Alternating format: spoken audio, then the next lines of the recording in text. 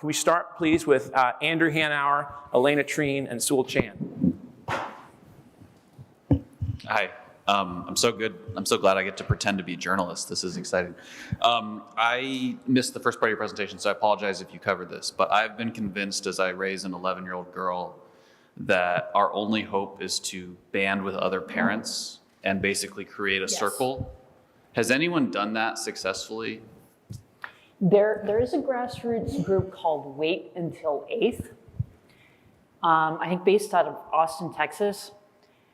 And their idea is just that, to have parents form groups, or say the kids are friends or at the same school, and they will all agree that their kids are not going to get phones until 8th grade. I would go more like 10th grade, but I think they have the right idea. Because this is especially in the last year or so where my thinking has gone on this issue, that individual level solutions that we can do, parents could do with their own kids, can only be so effective. They can only take it so far. Because if your kid's the only one without social media and your kid is the only one without smartphones, and that's my kid, by the way, my oldest, who's turning 15 in a few weeks and is in 9th grade. She's literally the only kid, as far as she knows, at her school who doesn't have a smartphone. I told her that means she won, and fortunately she agrees and she's cool with it. But it can make things difficult. Even my 11-year-old, it makes things, or 12, she just turned 12, gotta give her credit. But it does. So those group level solutions, whether they're through government or parents or at schools, of say no phones during the school day, of maybe we need to raise the age limit for social media. It's 13 and it's not even enforced right now, to 16 or 18. That we need to have more parents come together and say, we're all going to agree, we're just not going to do this right now. Because it has to be at the level of the group. I think that's where a lot of these effects are. I mean, we have the dose response curve, with individuals, but I think a lot of the effects are at the group. Even if you don't use social media and you're a teen girl in particular, you're affected by the culture of it and you're left out if you do, and then you have mental health problems. But Facebook's own research shows, not just this, those mental health issues, body image issues by being on social media. So you can't win. And that's what teens tell me. I feel like I can't win. I hear that all the time. Let's go next to Melinda Hennenberger from the Kansas City Star, editor. So we know so much more about the brain now and its development. How does the impact of social media and being online on the young brain differ from the impact on an adult brain? Yeah. So I'll say this with the caveat that I'm not a neuroscientist and I haven't done brain research on this topic. I've read some of it. Now, those links to depression and unhappiness and loneliness with more time on social media do appear among adults too. So Brian Primack, who's an MD, and he's the dean of I think health sciences at University of Arkansas. So he's done a lot of that stuff with young adults and shown very similar relationships. But you can definitely make that argument that it's even more concerning for younger people because their brains are more plastic, more changeable. And everything that you do affects the brain, and that's even more true at those younger ages just because there's those critical periods. And adolescence is a really critical period for social interaction. So I think that's one of my fears, and many other people as well, is that if they're not getting that face-to-face social interaction during adolescence, that takes a lot of hours of practice, and if they don't get that during that time, when are they, you're missing that critical period. It's really early days in terms of any of the research on the brain. The ABCD study, which is a longitudinal study, the first wave of it is out, their second wave should be out soon, is going to try to answer that exact question. That's one of their main things. So they're getting 10,000 kids. They started with 9 to 10-year-olds, and they're following them over time. They're looking at their media use and all kinds of other factors and doing brain scans. I mean, it's an incredible study. So the preliminary evidence from that study suggests that there are some brain changes in kids who spend more time in technology, but the researchers said we don't know yet what these differences mean. They could be positive, they could be negative, we're not sure. That was their statement. But given that everything you do changes the brain, and even more so at that age, I think it's a very reasonable presumption to say that there has to be differences, given the way kids grow up now versus how they grew up even 15 years ago. Can I suggest that we go to both Elena and Eleanor Barkhorn from Axios and New York Times, respectively? We'll do two at one time. Try to keep the questions moving. I'm curious if we're starting to see the pendulum swing back, especially as the work that you're doing and others on seeing the impact of social media and smartphones on mental health. Like, I'm curious, and I keep saying I hope that by the time I have kids, this is less of a trend than it is now. I'm curious what we've seen as we've learned more about the effects of social media. Yeah, I am super interested in this wait till 8th or 10th movement, and was sort of interested in along with the negatives of not having a smartphone, not being on social media until those ages, what can parents and communities do to fill in that time that if phones have replaced certain activities, then how do we, if we take the phone away, how do we reintroduce those activities into the lives of the children in our community? At least in the data we have up through 2019, there hasn't really been a slowing down in those increases of time spent on social media or online. It keeps increasing. I mean, the increase might be leveling off, but it's not going down. Now, the work that the Wheatley Institution funded, where we got some survey data in 2020, there was a lot of fear that kids increase their social media use, really radically increase the amount of time, even leisure time, and clearly increase school time online, but leisure time. And that didn't really pop, at least in the data that we had. They actually were spending slightly less time on social media. They're spending more time on video chat, which is good because that's actually real-time social interaction. It's not as good as in person, but it's a lot better than, say, scrolling through social media.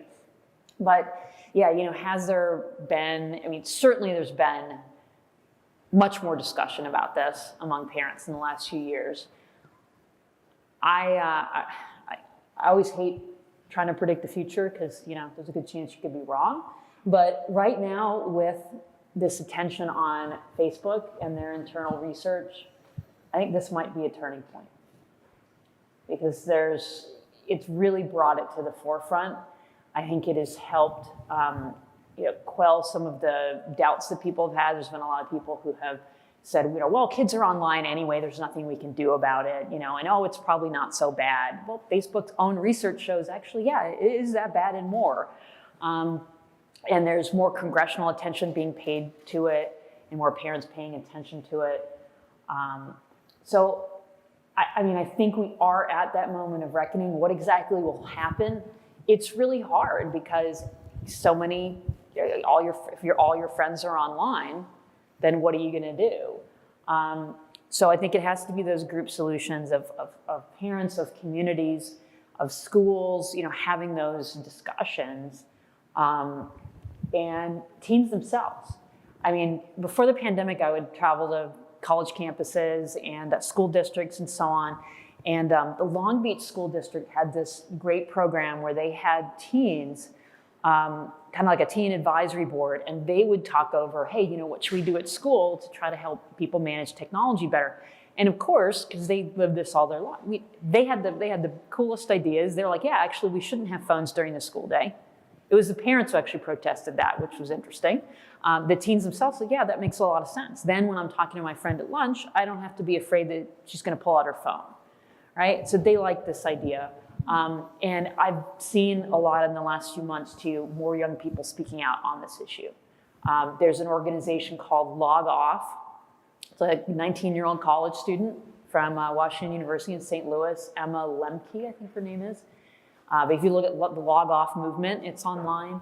And she had terrible experiences on Instagram and wants to kind of start a movement of more young people saying, you know, we're not going to use these platforms. It's tough, though, because those platforms are, of course, designed to bring people back. Some people have made the argument those platforms are designed to be addictive. So that is the problem. And they're social. Social media is social.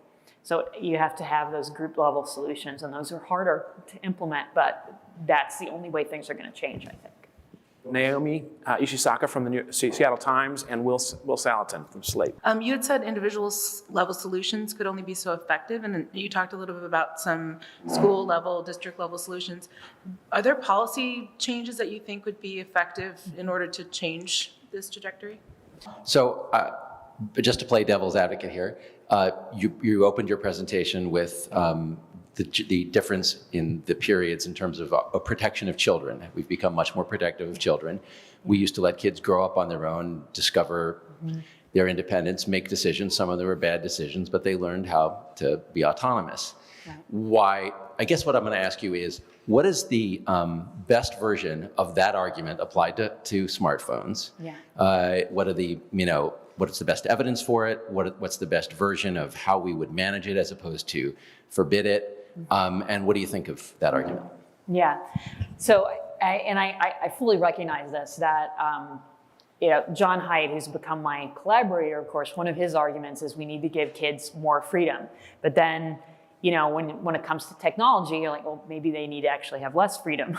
So I think it depends a lot on the context and what we're talking about here. I think it's also, to get to your question, that the online world is at the moment so incredibly unregulated compared to the rest of life. Those strides that we've made in protecting children, sometimes they have gone too far.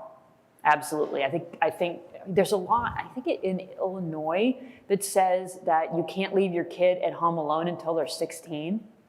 How lame is that? And there's just high-profile cases of parents who let their 10-year-old and 6-year-old walk home from the park a mile away, and Child Protective Services shows up. So clearly there's been overreach in some of these areas, but there's also been things that have made an enormous difference for the safety of kids and teens. So raising the drinking age to 21 being one example of that. Some of the laws around driver's licenses, graduated driver's licenses and so on, are one of the reasons why car accidents, have gone down so much, among teens.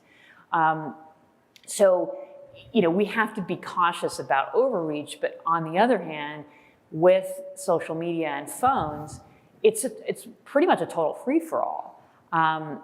The age minimum, according to the 1998 COPPA law, is 13 for having social media in your own name, but no verification is used. You can go in and just check the box or put your birthday in. So there's kids under the age of 12 on there all the time. So recently, the Wall Street Journal, in one of their articles, pointed out that in a conversation with the head of Instagram, Jojo Siwa, who is 18, said that she had been on Instagram for a decade. In other words, starting at 8 years old, and clearly wasn't kicked off the platform. So yeah, that's a problem. It just hasn't been enforced because nobody's made them enforce it. And then of course the argument from the tech companies, well, how can we enforce that? Well, my answer is that's your problem. It's the law, enforce it. And 13 is a developmentally very challenging time for social media to be introduced. So maybe we need to raise that to 16 or 18.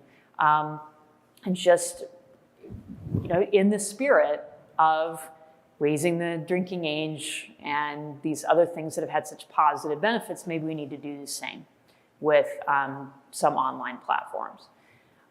And then the other policy I'll mention, I said this briefly earlier, of no phones during the school day, bell to bell. So, having a phone before and after school, clearly useful for, getting to school, for coordinating things. but why do kids need to have their phone during the school day? And some people say, well, what if their parents need to get in touch with them? I don't know, call the office. Gen Xers, we got away with it, like we lived without having them. I mean, seriously, you don't need to text your kid and say, what do you want for dinner? Like, do it at 3:30. I don't know. So there's ways around this, and that would help with two areas. First, less distraction in the classroom. Any high school teacher would tell you that would be fantastic, that if their kids had to put their phone in their locker or in a locked pouch or in the office, bell to bell. And then the other benefit is lunch period. The kids might actually talk to each other face to face. So if you go to a middle school or a high school where they're allowed to access their phones during lunch, they're eerily quiet. They're not talking to each other. And especially now, after 18 months of the pandemic where they weren't going to school, many of them were not going to school face to face for a very long time. They need that. They need that development of social skills, and lunch period, 40 minutes or so, when they can do that if they can't use their phones. And again, it has to be the group solution because, this works for adults. One person pulls out their phone, everybody pulls out their phone. But teens themselves will say, if we want to have a face-to-face conversation, maybe we'll all go out to dinner, and then we'll all put our phones in the center of the table, and the first one to reach for her phone has to pay the bill for the whole group. Hi, Jean. Thanks for coming to this. This was really fascinating. And it's funny, like literally the last column that I wrote before coming here was about how there were not individual solutions to the Facebook problem after the realizations of last week. But I was wondering if you could talk a little bit about if you have research on whether certain forms of tech and social media or certain sites are better and worse than others. Like you mentioned video chat being actually kind of good. Yeah. Is Tinder worse than Tumblr, worse than TikTok, better than Instagram? Yeah. So there's not a ton of academic research distinguishing between different social media platforms. I think Facebook's own research points toward Instagram being particularly problematic, which does make a lot of sense. Instagram at base is a site where people post pictures of themselves and invite other people to comment on them. Kind of makes sense that would be problematic, particularly for teen girls. And Snapchat and TikTok are more immediate. They're more fun. They're more focused on being silly or dancing and those things. So I think there may be some differences there. There are some academic studies suggesting that Instagram has those issues around body image that the Facebook research shows too. But I know of only one paper that's not even published and it was college students, not teens, that looked at different platforms. And the author's not ready to release that yet. So we need more on that for sure. But different activities, that we know more. So both US and UK data, general internet time and social media are much more strongly linked to depression and self-harm and low self-esteem than gaming or watching videos and watching TV. So that split is pretty clear. And then video chat, there's not a ton of data on that, but you saw that linked to happiness. It's pretty much a wash there. So it's not as good as face-to-face, but it doesn't have as strong of a link as social media or internet use. I was a huge fan of Generation Me. I remember writing about it at the time. And I was wondering if there's any way you can link these two things, because in a sense, these are the children of Generation Me with all of the narcissism and all the things that you described that are very alarming about that. Is there some kind of continuity, or is this a consequence of that generation? A lot of times with generational differences, this is a question I get all the time, is it the parents' fault? And I don't like fault and blaming because these are big cultural changes. We're all in it together, and it's not just parents. There's clearly a lot of these other influences. But I do think there is a symbiotic relationship between individualism, and that's what I was really writing about in Generation Me. So more focus on the self, less focus on social rules, and technology. I mean, at a really basic cultural and social change level, technology makes individualism possible. I mean, we're going back a lot farther than smartphones here. I'm writing in a book right now, tentative title is Generations, taking a broader look at all 6 living American generations, where they are, where they were, where they are now, and what will come in the future.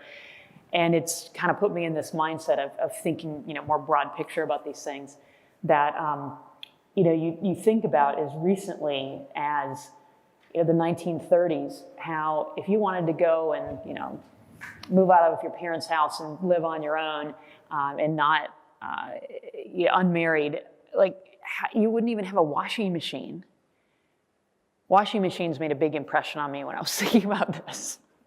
That it's incredible how much, how different the world is based on these labor-saving technologies and all these communication technologies. So I think these things go hand in hand, that individualism builds technology, technology builds individualism, and that we do have somewhat of an interaction with those things.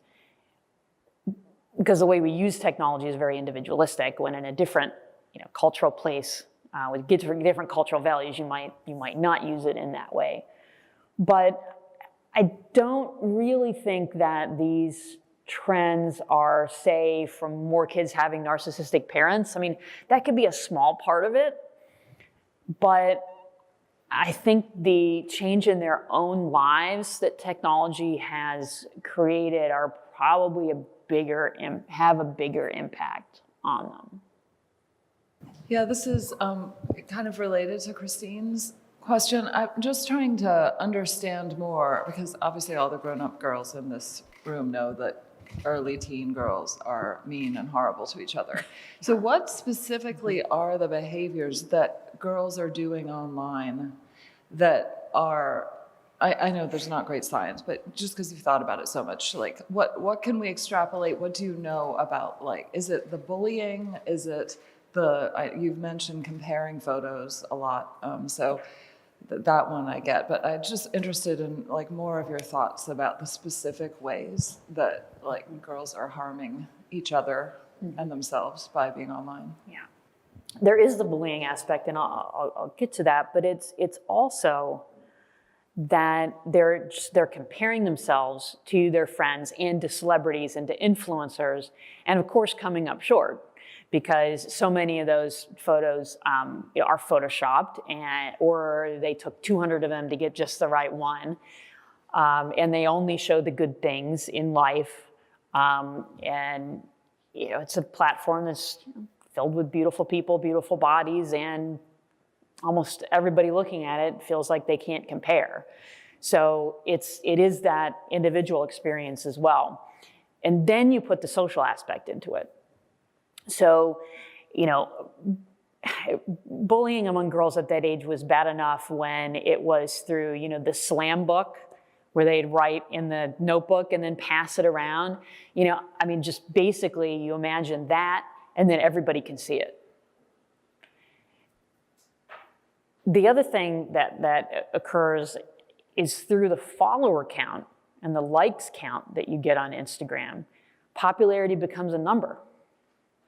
So it's, any high school at any time probably you'd be like, oh, she's popular and she's not. But now it's a number. It's quantifiable. It kind of brings it to the next level.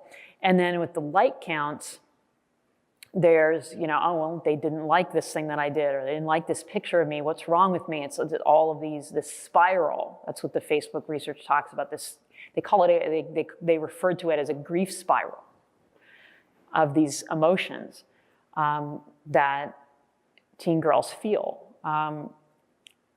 So there's all of these things going on that it takes those dynamics that have always been there with girls and body image and girls and social bullying, and just puts them on this public platform that's always there. And that's the other element that people have noted with cyberbullying is, if you get bullied at school, well, you could go home and get away from that. And now you can't get away from it. It's 24/7, it's always there on the phone. Okay, well, ladies and gentlemen, if we can go one more round. First, I have a clarification that I probably didn't communicate quite the right way at the beginning in describing Jean's front-end presentation. Everything that you just heard is on the record, including her talk. So you're welcome to write about any pieces of what she shared. We just aren't sharing with the public the video of all those slides and of her actual talk. We will have a password-protected part online in about a week or so that does have Jean's talk for you and for a couple friends of this group, but it will not be available to the public. But all this, of course, is, and everything is on the record. Okay, so we have about 5 people in the queue, and let's start, if we could, actually, please, with Carl Cannon. I have 2 questions, and they're unrelated.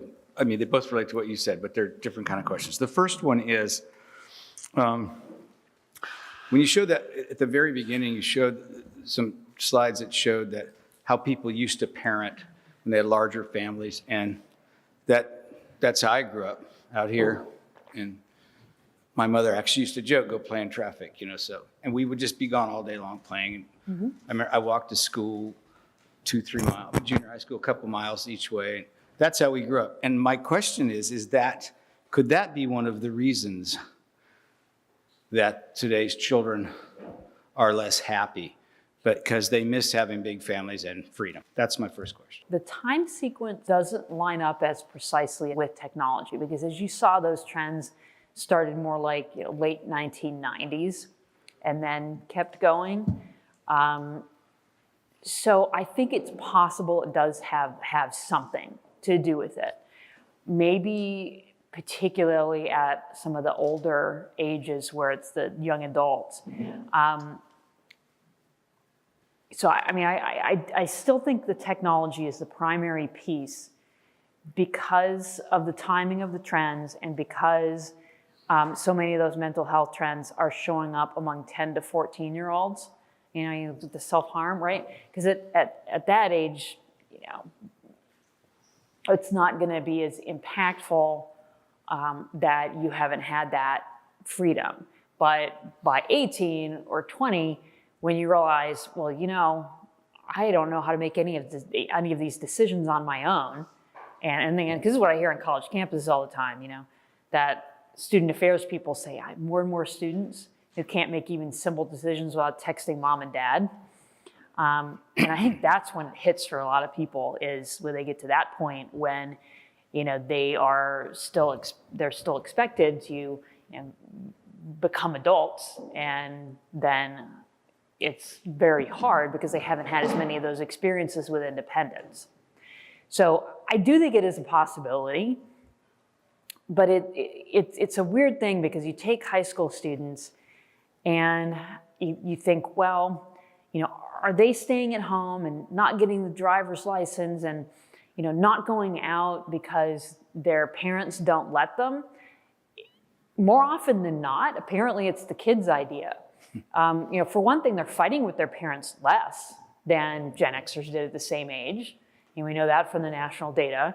And you'd think, you start a fight with your teenager who has a driver's license, like take their car keys away, right? And that's kind of effectively what's happened to almost the whole generation, that fewer of them were driving, yet they're like, okay, cool. And I found that in interviews for the book too. It really blew me away that there was one kid I interviewed who said that, he said, well, I didn't get my driver's license in high school because my parents didn't push me to get my driver's license. And I'm like, what are you talking about?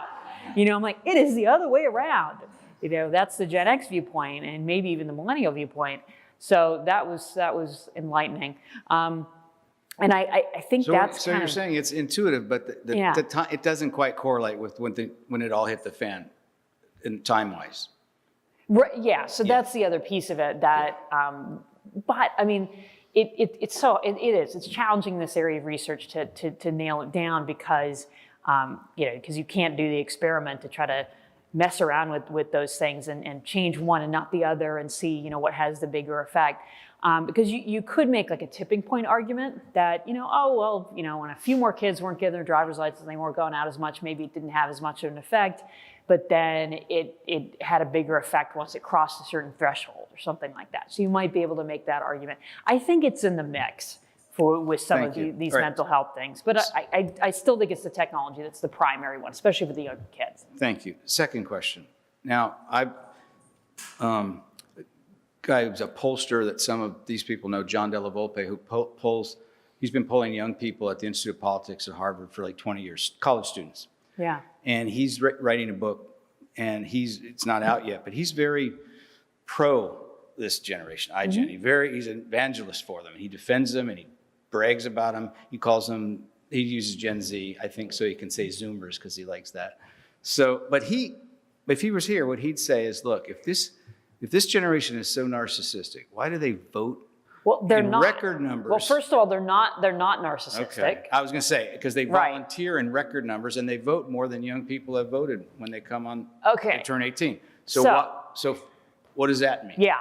Okay, so the narcissism turned around in college student samples right at the Great Recession. So it shows a different pattern than some of these other trends. The change happened a little earlier. But you saw self-esteem going down too, and that's related to narcissism. So all those indicators, the big issue with iGen is not narcissism, it's depression. So millennials— But they're doing these things, they're volunteering in record numbers. Isn't that a good sign? Well, it's because it's required. It's required to graduate from high school to do volunteer work, and it didn't used to be. That's why volunteering has gone really up. Volunteer work. Yeah, it is. If you're forced to do it. Right. And the other thing is, if you look at interest in politics in the national surveys, it's lower than it was for boomers, for example. A lot lower than it was for boomers. It's lower than it was for Gen Xers. Interest in politics and civic affairs, it's pretty low. Now voting. Take voting in presidential elections. You compare those every 4 years. Up until 2020, was pretty stable. It was really high when 18-year-olds first got the right to vote in what was it, the 72 election? That's right.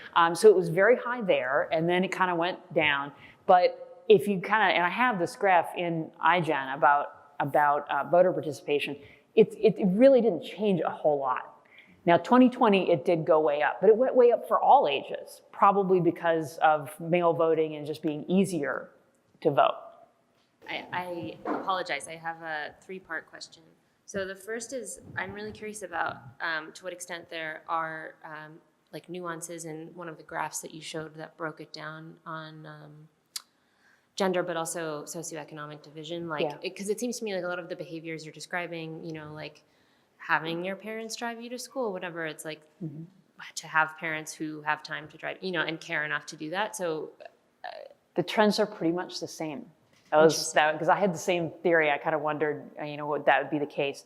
It may be the things that we can measure in terms of the speed of development, but going out, driver's licenses, the alcohol, all of it looks really similar across socioeconomic status. Now, the survey doesn't have the world's greatest measure of socioeconomic status, but it does have parental education. So we can at least look at that, and it looks really similar. Cool. Yeah. Okay, so to what extent does this correlate with kind of just like in general quantification of high school performance? Like I have friends who work in ed tech who are introducing technology into all of the ways that high schoolers are evaluated. And it just seems like they can't escape it. And it's not necessarily their own social media use, because also teachers are, encouraged to say like, oh, make an Instagram post or, compose a tweet or whatever. And then the third question is, how does climate play into this? Do you mean that teachers are encouraging kids to be on social media and use technology in school projects? Is that what you? Well, that's part of it, but also just in general, if you know that it's harder to get into college than ever before, whatever, that you're being evaluated, basically they're being evaluated at every moment in these really rigorous ways that integrate the very technology that is causing this depression. It just seems to me like this is another element of it, and I'm curious how that plays I into mean, this. I'm not sure if this is what you're asking, but you know, I've heard this theory for a while. Oh, they're more depressed because there's more academic pressure. Well, they're spending actually less time on homework, about the same amount of time on extracurricular activities. The trends show up even among kids who say that they aren't going to go to college. So I think you can certainly make the case that among certain segments and maybe at certain schools, there's more academic pressure, and some elite colleges are harder to get into, but more high school students go to college now than did 20 years ago. There's more opportunities to do that. It's just that, you know, certain flagship schools and elite schools are harder to get into. But that's a very small percentage of high school students who are aiming for those institutions. So again, you have to think of the broader picture. Yeah. No, I don't. I mean, certainly in the elite institutions, but in general, this kind of like integration of technology in education practices, and like, you know, my friend works in the Florida public school system, and they're like, you know, it's a San Francisco tech company that's going into these public school districts and kind of organizing their entire evaluation system. So that's what. Well, and you mean too, like things like No Child Left Behind, that you need just more standardized testing, and I mean it is true that there certainly has been a shift toward, you know, more evaluation and more interest around those things. So it could play a role. I think you'd have to make a case that would be linked to depression, which, you know, as you saw, homework time wasn't really linked to happiness. And then you'd have to make a case for the timing lining up. I know we want to go next to Hal Boyd and then Deb Saunders, but there was a question that came up during the break about the happiness slides that you showed. Those numbers, the 0.5 and 1 in one direction, what's that mean in terms of how much they were bending toward happiness versus depression? So, you know, there's a number of ways to look at associations between two variables. So, you know, my academic papers on that, there's just two main ways that you can do it. You can look at correlation, which is a linear relationship from one to the other, you know, or you can do what is more often done in medical journals of setting it up as relative risk. And relative risk is it's more intuitive because it puts it in terms of percentages. And it's easier to wrap your mind around how big or small the change is, in my view, if you put it in terms of relative risk. So that's why I had it set up that way. So like one of them had the internet, and that particular slide, and this is explained in the book as well. The kids who are on the internet 20 hours a week versus those who are on the internet less than that. The kids who are on 20 hours a week, 45% more likely to say that they're unhappy. So in both of those cases, it's, sorry for the jargon, but a dichotomous variable, you know, and in this case, I didn't do it as the happiness scale. It's, did you say that you were unhappy, or did you say that you were very happy or pretty happy? Putting those in two categories. And I did the same with the time use, you know, above or below a certain cutoff. And there's advantages and disadvantages to that approach, as well as to doing it in terms of correlation. But that's how it's set up. You know, it's comparing those two groups, and then, you know, you look at what percentage says they're unhappy in one group versus another, and then you calculate the difference. That's the idea. And then, you know, worries around climate change. Are you thinking in terms of the mental health trends or something else? Yeah. Yeah. So I've heard that theory presented, and I think there's a couple problems with it. I'm not, you know, saying it's completely false, but I think there's problems with relying on that as the main driver. First, if that was the case, why would the trends be stronger among 10 to 14-year-olds than 17 to 18-year-olds and young adults, who would presumably, you know, be more aware of these issues? And second, timing is a big problem, because if you look in these big data sets at, say, awareness around environmental issues, what are you doing to help the environment in your day-to-day life? Those peaked in the 70s and the 90s, not recently. So the idea that, awareness of environmental issues is a new thing, that's a false narrative. Gen Xers and Boomers had many moments of those awarenesses as well. And in those surveys, that's where you see the peaks, not recently. Thank you for the presentation, for being here. Long admired your work and grateful for you taking the time. So we've talked a little bit about different solutions, the wait till 8th and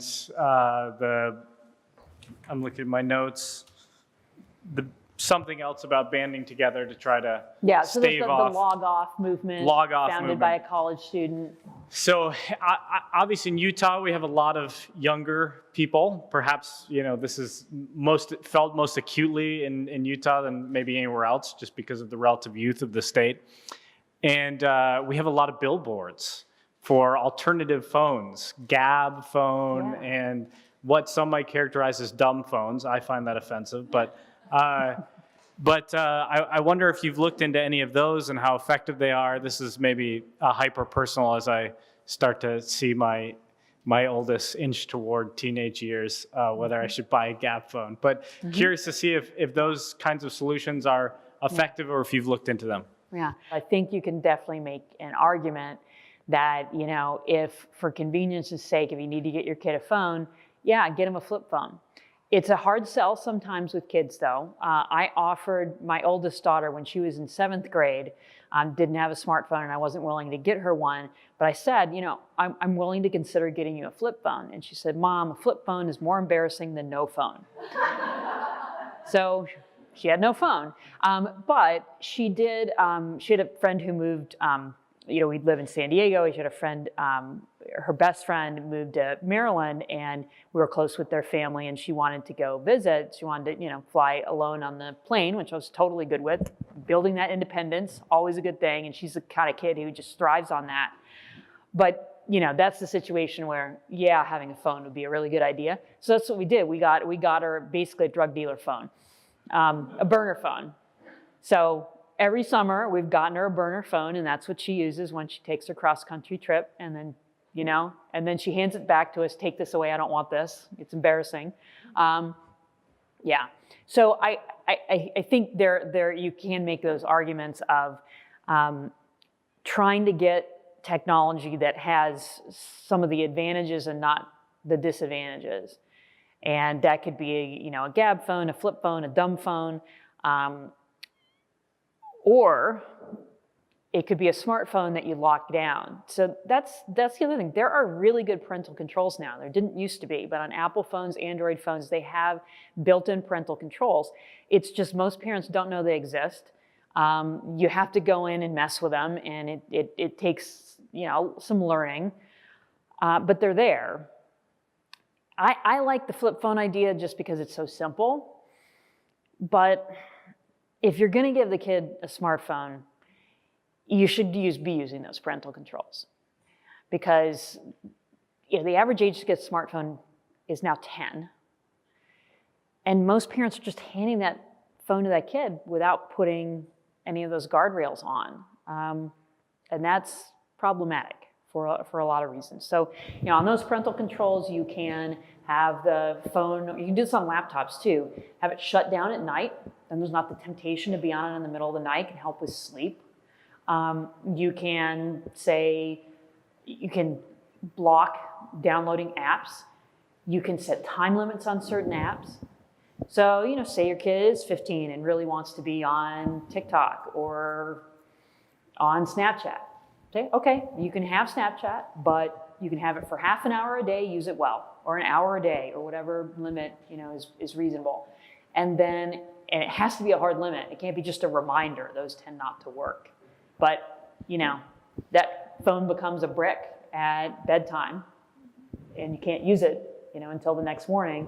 Or Snapchat just, whoop, it doesn't work anymore. Sorry. What I like about that too is then you're mad at the phone instead of the parent, even if it was the parent who put on the limit. Yeah, right? I know. But a surprising number of people have asked me that. They're like, those parental controls, can you use those for yourself? Deb Saunders, syndicated columnist. So I feel sort of cheesy because I'm going to bring politics into this. and it's been really nice having this conversation without it.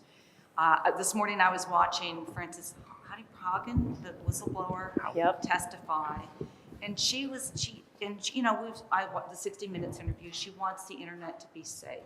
Now, I'm not talking about what happens in other countries and the counterintelligence in January 6th, but I'm trying to understand when they talk about having the internet be safe, what that means. I wonder how iGen kids, do they want, they want more controls. So they want to have more moderators? Is that the feeling? And what do you think about Section 230 and how does all this work? I have to I fear censorship of political speech could come from this, and that's sort of where I'm going. Fill me in on Section 230 so I make sure we're on the same page. Oh, great. I knew, I just pulled it up before I talked. Basically, there would be, you'd be treated like a newspaper publisher. Okay. Right? Yeah. You can be sued. Yeah, that I probably can't really speak to. But the other aspect, like what do teens want? So I think that's a really good question that needs to be asked in this arena. Opinions are going to differ. There's going to be some kids who are going to be like, no, I want to do whatever I want, get out of my face. But that is kind of, to my surprise at first, when I first started visiting colleges and high schools and talking to kids and doing interviews, that's not the majority opinion. I really expected when I did interviews for the book and even when I was doing talks, I was a little afraid that the reaction of kids was going to be, oh man, it's another old person, doesn't understand technology. And that was not the reaction I got. Now, they would ask good pressing questions, correlation versus causation. I'm like, yes, awesome, you rock. So that was good. And so there was someone, what if you need to learn it for work? And we had great, they asked great questions about it. But what I got more often was, okay, if that phone is going to interfere with my sleep, what exactly do I need to do?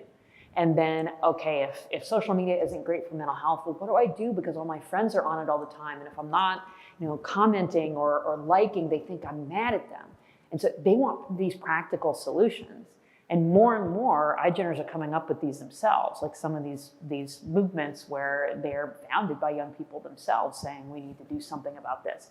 And that's what I was seeing, pre-pandemic when I was doing these trips all the time. Schools would say, let's have a day without phones or something like that. Well, it's a little impractical. It's kind of hard to pull off. But if you have the whole school say, hey, we're going to take not a day, maybe more like a week off of social media and see what happens. Schools are doing that. And kids come back from it, or they take, trips, scheduled trips with the school, and they have to leave their phones at home. There's some of those. And kids hate it at first, and then after 3 days, I think it's the best thing that ever happened to them. And I heard that story everywhere I went. So, the first day, it's like any addiction. The first day, you got the shakes, and then the second day, you still are not so sure this is great. And then by the third day, it's very freeing. And that's how they reflected on it too. So you see this coming from within, that people are hitting the point where they're sated and they're trying to change it themselves. Not all of them. Definitely not all, but a sizable group of young people themselves, really they recognize that this is a problem. The whistleblower, she talked about how her caregiver got sucked into all this really toxic stuff online. And he became a white nationalist. She taught you, I lost somebody to, right, to this sort of thing. In what organic thing is coming from people themselves about dealing with that? Or do you think it does have to have, that we have to have a workforce of people monitoring and kicking people off? What do you think? Yeah, I don't have as much expertise in that piece of it, of some of the radicalization and the misinformation and so on social media. It's a little out of my purview. I think you're going to get, generally speaking, the most buy-in for regulations around children and teens. Sure. I think that's, for most things, that's the natural place to start. But I completely agree that some of these other problems are just as important. They're going to be even harder to solve, though, is my guess.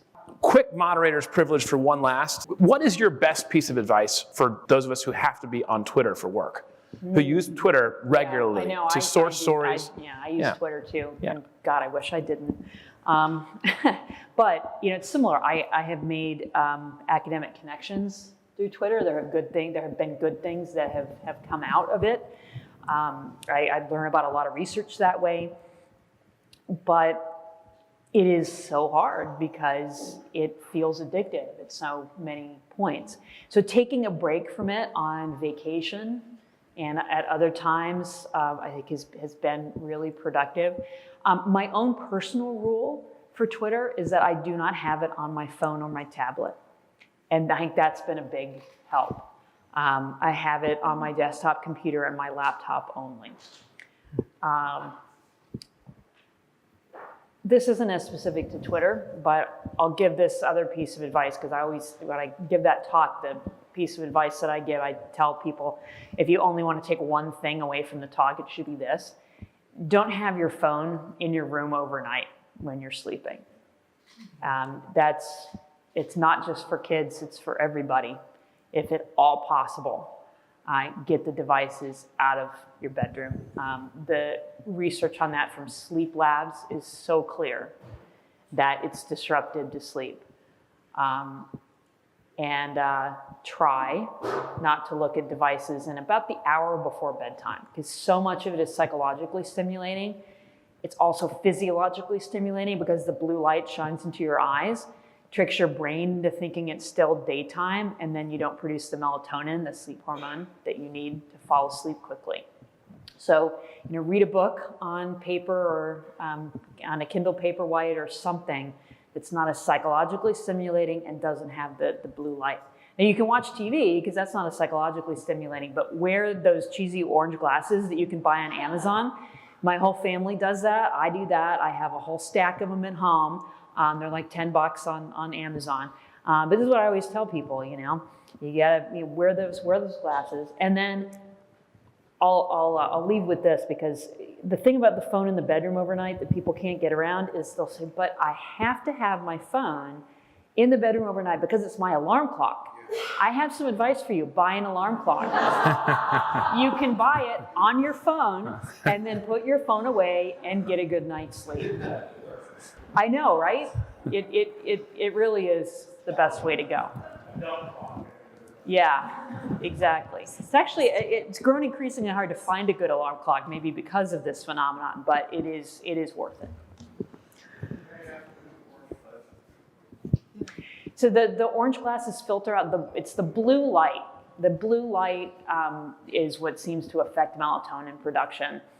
So, it's not a perfect solution, but if you can watch a traditional TV that's farther away from you, that cuts the blue light right there, as opposed to a tablet or a phone that's right close to your face. And then the orange glasses help filter out the blue light and help with that.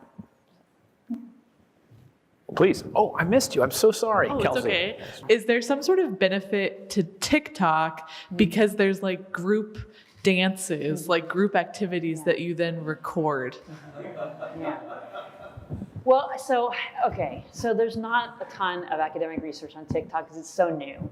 But I think if you look at it, it is more of a community thing. It's more of a group thing. It's dancing. It's fun. It's more active. But I think the issue with it is it also has that algorithmic design that's addictive. And so my oldest daughter is the one who doesn't have the phone, doesn't have any other social media, but she got a TikTok account.